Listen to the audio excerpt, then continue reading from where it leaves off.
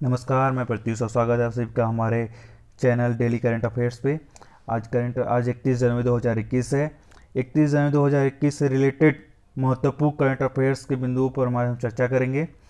तो अगर आपको करंट अफेयर्स पसंद आता है, क्वेश्चन अच्छे लगते हैं, चैनल को लाइक ज़रूर करिएगा, वीडियो को लाइक ज़रूर करिएगा और चैनल को सब्सक्राइब और बेल आइकन प्रेस करना ना भूलें, जिससे आपको डेली करंट अफेयर्स के नोटिफिकेशन मिलते रहें और करंट अफेयर्स के बारे में आप जानकारी इकट्ठा कर पाएँ। चलिए हम बढ़ते हैं अपने अगले क्वेश्चन की तरफ। पहले क्वेश्चन की तरफ बढ़ते हैं। पहला क्वेश्चन है कि हाल ही में भारत का पहला जेंडर पार्क कहाँ बना?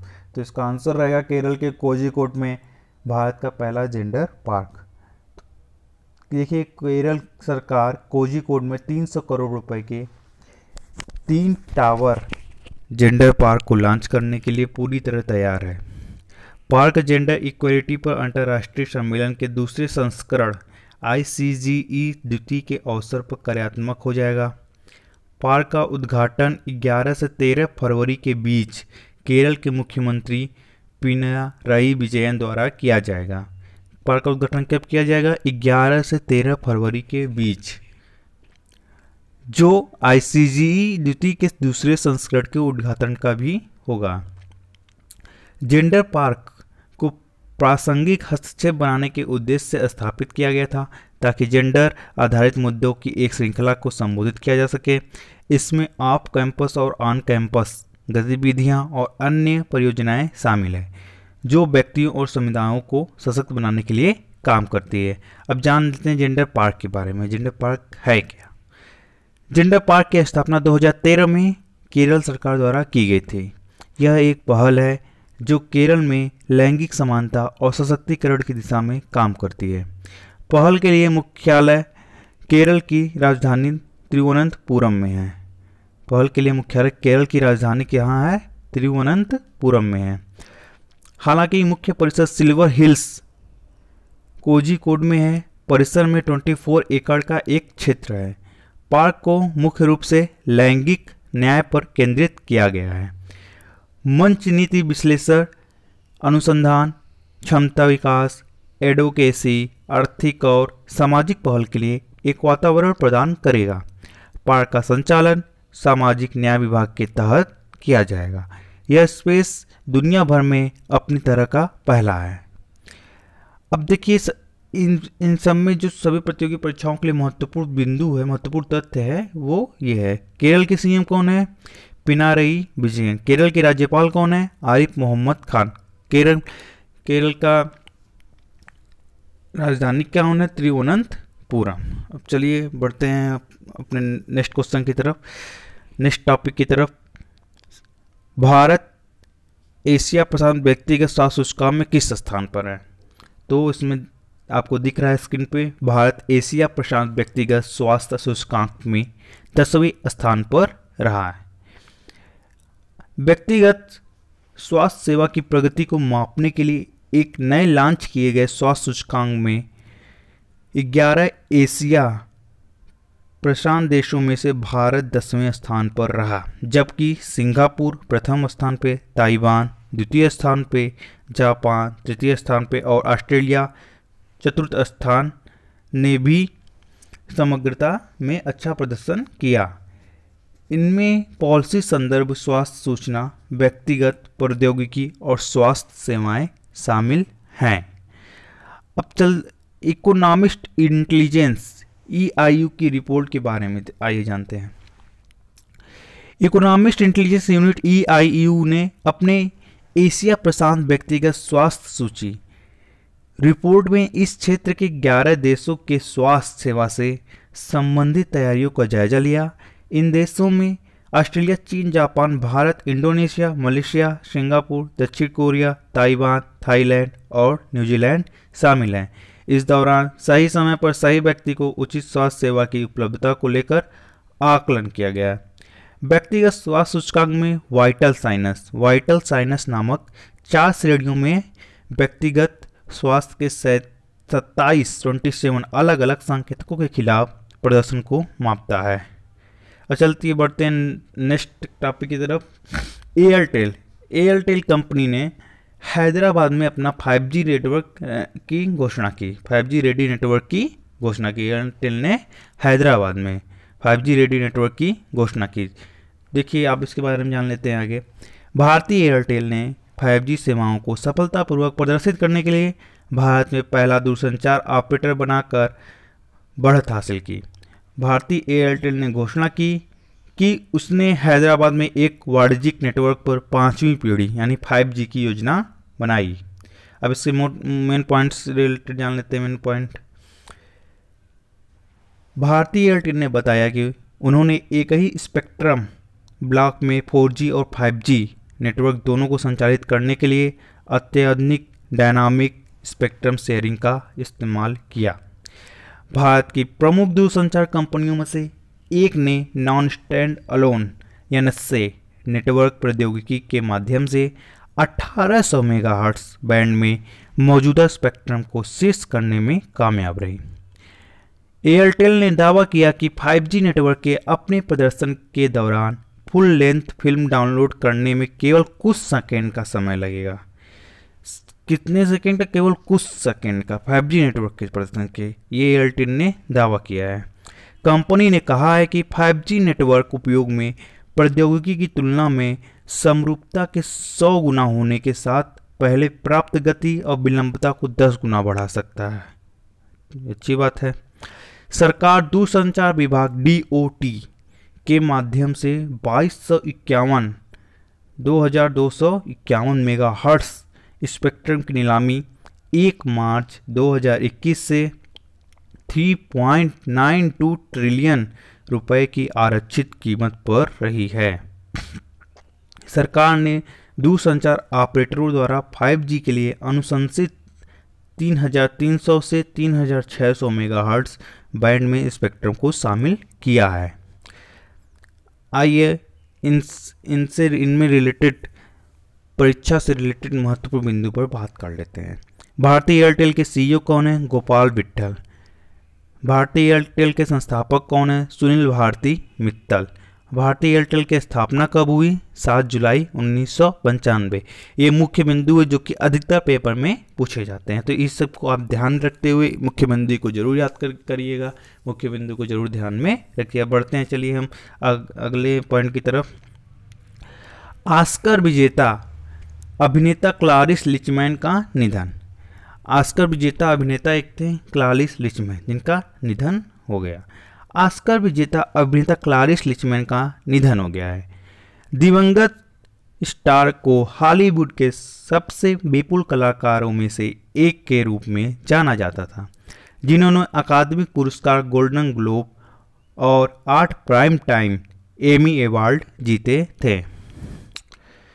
The Mary Tyler Moore show में लिचमैन का किरदार फेलिस, जिसके बारे में उनका दावा था कि वह उनके शख्सियत के करीब थी, ने एक्ट्रेस को 70 के दशक के मध्य में एक सीरीज में फीचर्ड एक्ट्रेस के रूप में 2 एमी पुरस्कार प्राप्त किए और लिचमैन को एक घरेलू नाम बना दिया।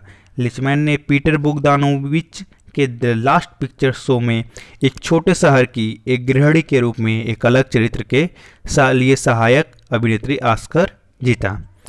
तो लिचमैन, जिनको ऑस्कर मिला था, उनका हाल ही में निधन हो गया। अब चलिए बढ़ते हैं अगले मुख्य बिंदु की तरफ, अगले टॉपिक की तरफ। 5वां टॉपिक, सिटी कॉलेज के शैक्षणिक उपग्रह लॉन्च करेगा इसरो। सिटी कॉलेज के शैक्षणिक उपग्रह लॉन्च करेगा इसरो। चलिए जान लेते हैं इसके बारे में। इसरो के अध्यक्ष के सिवन को कोयम्बटूर में Shri Shakti institute of engineering and technology में Shri Shakti set ground station का उद्घाटन करने की संभावना है। स्टेशन संस्थान द्वारा विकसित उपग्रह की निगरानी करने में मदद करेगा, जिसे इसरो द्वारा लॉन्च किया जाना तय है। 2010 में कॉलेज में एक उपग्रह संचार प्रयोगशाला स्थापित की गई थी। उपग्रह भूमिगत पाइपलाइनों पर आग और लीक का पता लगा सकता है और बैंक चोरी पर जानकारी एकत्र कर सकता है। इसरो इस उपग्रह को JPR संस्थान चेन्नई और GH Raisoni college of engineering Maharashtra द्वारा निर्मित 2 अन्य उपग्रहों के साथ लॉन्च करने वाला है। आइए इससे रिलेटेड प्रतियोगी परीक्षाओं के महत्वपूर्ण बिंदु पर जान लेते हैं। इसरो के अध्यक्ष कौन है? के सिवन। इसरो मुख्यालय कहाँ है? बेंगलुरु और कर्नाटक, बेंगलुरु कर्नाटक। इसरो की स्थापना कब हुई? 15 अगस्त 1969। ये बहुत महत्वपूर्ण टॉपिक है, बहुत महत्वपूर्ण बिंदु है। हर क्वेश्चन से महत्वपूर्ण बिंदु हम आपको बता रहे हैं, उस महत्वपूर्ण बिंदु पर जरूर ध्यान दीजिएगा और उसको जरूर समझिएगा। अब चलते हैं, बढ़ते हैं अगले टॉपिक की तरफ। टॉपिक 6, पर्यावरण मंत्री ने जारी किया national marine turtle action plan. देखते हैं क्या है। हाल ही में पर्यावरण, वन और जलवायु परिवर्तन मंत्रालय MOEF&CC ने नई दिल्ली में national marine turtle action plan जारी की है। मंत्रालय ने मरीन टर्टल एक्शन प्लान के साथ साथ समुद्री मेगा जीव श्रृंखला के दिशा निर्देश भी जारी किया है। अब आइए मुख्य बिंदु क्या है इसमें। National marine turtle action plan और समुद्री मेगा फाना स्ट्रैंडिंग दिशा निर्देश समुद्री कक्षाओं और समुद्री मेगा फाना के संरक्षण प्रतिमान की आवश्यकता को स्वीकार करते हुए जारी किए गए। लॉन्च में मुख्यमंत्री ने समुद्री जैव विविधता सहित वनस्पति और जीव विविधता दोनों के संरक्षण का आह्वान किया है। इन दोनों दस्तावेजों में संरक्षण के लिए अंतर्क्षेत्रीय कार्रवाई को बढ़ावा देने के तरीके और उपाय शामिल हैं। ये दस्तावेज सरकार, सभी संबंधित हितधारकों और नागरिक समाज के बीच समन्वय के लिए समुद्री स्तनधारियों के उलझाव, असहायता, चोट या मृत्यु दर के मामलों की प्रतिक्रिया पर मार्गदर्शन प्रदान करते हैं। उन सभी में समुद्री कछुओं के संरक्षण के लिए योजनाओं की रूपरेखा प्रस्तुत करने के लिए बेहतर समन्वय होना चाहिए। अब आइए इस टॉपिक में परीक्षा, प्रतियोगी परीक्षा से रिलेटेड महत्वपूर्ण बिंदु को जान लेते हैं। महत्वपूर्ण बिंदु क्या है? पर्यावरण, वन और जलवायु परिवर्तन मंत्री कौन है? प्रकाश जावड़ेकर। पर्यावरण, वन और जलवायु परिवर्तन मंत्री कौन है? प्रकाश जावड़ेकर। अब चलते हैं अगले मुख्य टॉपिक की तरफ। इकोनॉमिक सर्वे 2021, वर्ष 2021 जो इकोनॉमिक सर्वे है उस समीक्षा की मुख्य बातें के बारे में जान लेते हैं। केंद्रीय वित्त मंत्री निर्मला सीतारमण ने 29 जनवरी 2021 को संसद में आर्थिक समीक्षा 2020-21 इकोनॉमिक सर्वे पेश किया। इस वर्ष की आर्थिक समीक्षा का प्रमुख फोकस कोविड-19 महामारी से हुआ नुकसान और प्रभाव है। सर्वेक्षण में यह आकलन किया जाएगा कि भारतीय अर्थव्यवस्था घातक कोविड-19 वायरस से कैसे प्रभावित हुई है और यह कैसे सुधर रही है। साथ ही इसमें 2021-22 के लिए भारत के सकल घरेलू उत्पाद विकास का भी अनुमान जारी किया गया है। इस साल की आर्थिक समीक्षा को मुख्य आर्थिक सलाहकार कृष्णमूर्ति सुब्रमण्यम के मार्गदर्शन में आर्थिक मामलों के विभाग DEA के अर्थशास्त्र प्रभाग द्वारा तैयार किया गया है। आर्थिक समीक्षा 2020-2021 के बाद 1 फरवरी को केंद्रीय बजट 2020-21 पेश किया जाएगा। केंद्रीय बजट कब पेश किया जाएगा इस साल का? 1 फरवरी 2020-21, 1 फरवरी 2021 को 2020 और 21 का केंद्रीय बजट पेश किया जाएगा। आर्थिक समीक्षा 2020-21 का विषय पहला, सेविंग लाइफ्स एंड लाइवलीहुड्स, जीवन और आजीविका की सुरक्षा, ये पहला विषय रहेगा। बी शेप्ड रिकवरी, भी आकार सुधार, ये दूसरा विषय रहेगा। अब जान लेते हैं क्या है आर्थिक सर्वेक्षण या समीक्षा। आर्थिक सर्वेक्षण वित्त मंत्रालय का एक वार्षिक दस्तावेज है। इसमें पिछले 12 महीनों में देश की आर्थिक प्रगति और मुद्दों की समीक्षा की जाती है। सर्वेक्षण में सरकार द्वारा शुरू की गई प्रमुख विकासात्मक योजनाओं के क्रियान्वयन से संबंधित जानकारी दी जाती है। यह दस्तावेज प्रमुख सरकारी नीतियों के क्रियान्वयन और उनके प्रभाव के बारे में भी जानकारी देता है। आर्थिक समीक्षा में प्रमुख राजकोषीय विकास, व्यापक आर्थिक कारकों, मुद्रास्फीति और अन्य आर्थिक कारकों पर विचार विमर्श किया जाता है। यह दस्तावेज देश की अर्थव्यवस्था पर कृषि, जलवायु परिवर्तन और रोजगार के प्रभाव पर भी प्रकाश डालता है। पहला आर्थिक सर्वेक्षण 1950 से 51 में पेश किया गया था। पहला आर्थिक सर्वेक्षण कब पेश किया गया था? 1950 और 1951 पेश किया गया था। हालांकि 1964 तक इससे बजट के साथ प्रस्तुत किया जाता था। अब चलिए बढ़ते हैं हम अगले महत्वपूर्ण टॉपिक की तरफ। 8वां टॉपिक, भारत में आयोजित की गई Bharat Japan act east forum की 5वीं संयुक्त बैठक। अब इनके बारे में बैठक में क्या हुआ, इस बारे में हम जानकारी बात करेंगे। Bharat Japan act east forum AEF की 5वीं संयुक्त बैठक नई दिल्ली में आयोजित की गई थी। बैठक की अध्यक्षता विदेश सचिव हर्षवर्धन श्रृंगला और भारत में जापान के राजदूत सुजुकी सातोशी ने की।